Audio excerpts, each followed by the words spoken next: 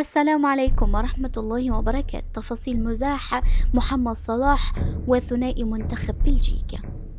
مازح محمد صلاح نجم منتخب مصر والوطن العربي كل من أيدن هازارد وكورتوا ثنائي منتخب بلجيكا عقب إطلاق صافرة نهاية مباراة الفراعنة الكبار أمام بلجيكا.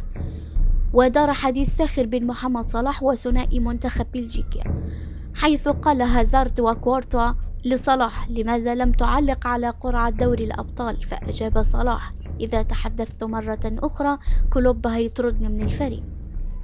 ومن هنا فاز محمد صلاح نجم منتخب مصر الوطني بجائزة أفضل لاعب في مباراة بلجيكا الودية التي تغلب خلالها منتخب مصر الوطني على نظيره منتخب بلجيكا ب2 مقابل هدف.